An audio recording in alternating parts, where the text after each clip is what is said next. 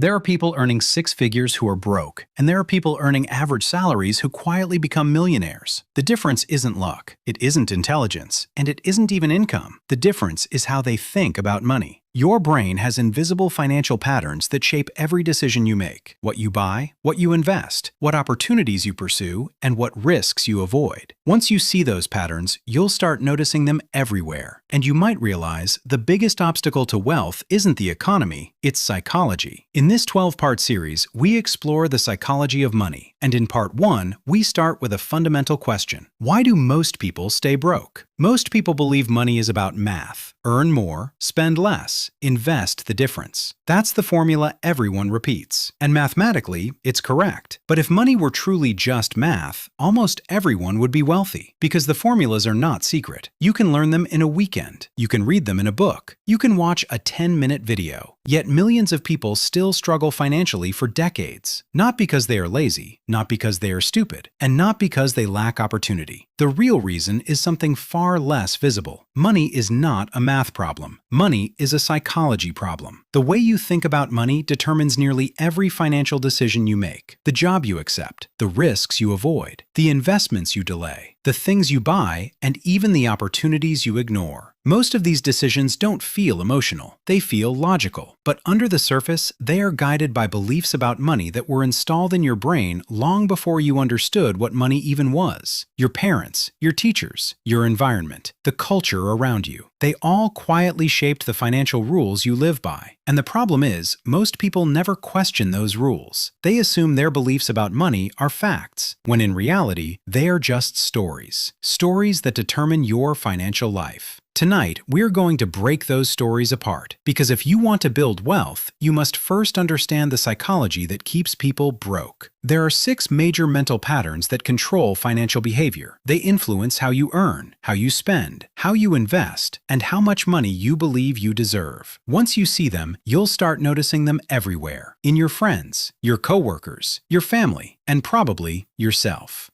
Chapter 1. The Invisible Programming.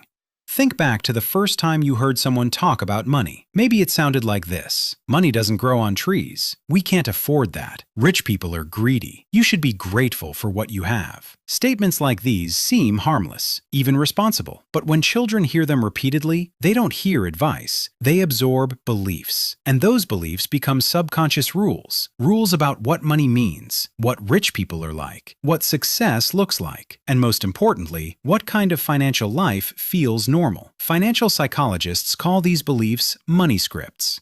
The psychology of making money. A money script is the hidden story in your mind that controls your financial behavior. It's the reason 2 people with the same income can end up with completely different financial outcomes. One saves and invests, the other spends and struggles. The difference is rarely intelligence, it's mindset. Your money script determines how comfortable you feel earning money, whether you negotiate your salary, how much risk you tolerate, how guilty you feel spending, and how secure you feel saving. Most people don't know their script exists, but it quietly directs their financial life like autopilot. And once you see it, you realize something surprising. Your relationship with money probably has very little to do with money itself. It has everything to do with the beliefs you inherited growing up. Chapter 2. The 4 Money Personalities.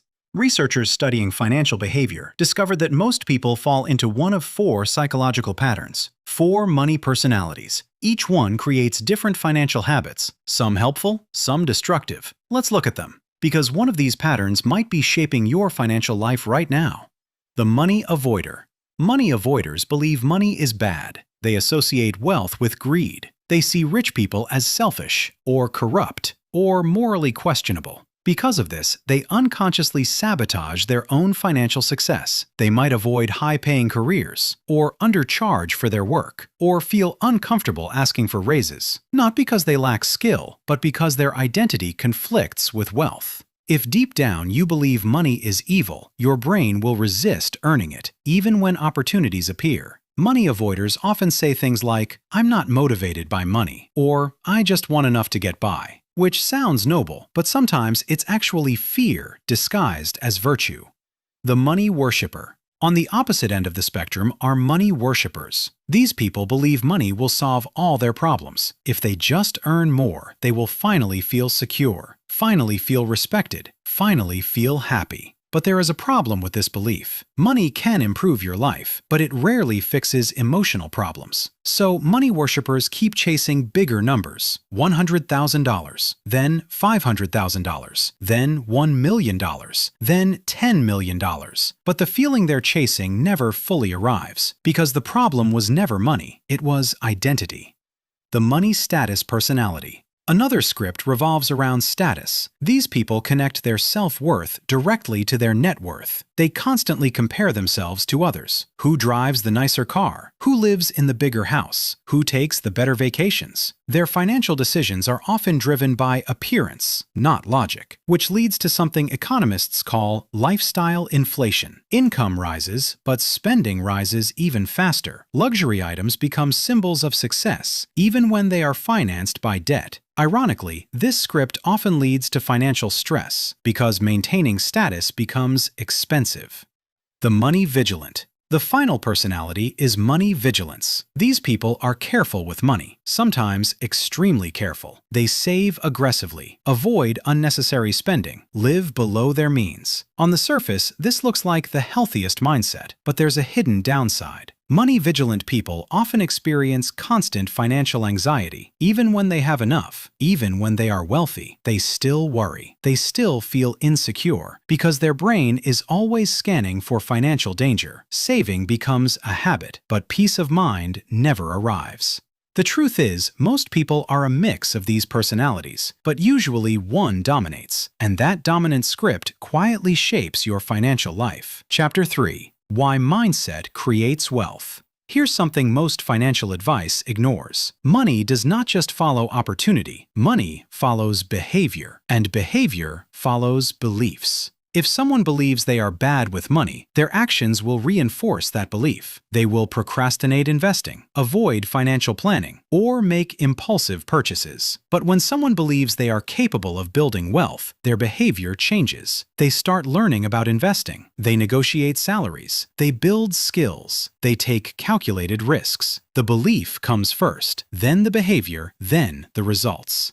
This is why two people can start in the same situation but end up in completely different financial lives. Their mindset created different decisions, and those decisions compounded over time. The next chapters will explore the deeper psychological patterns that shape wealth. Patterns that determine why some people sabotage success, why others build financial momentum, and why money often behaves less like a calculation and more like a reflection of your identity.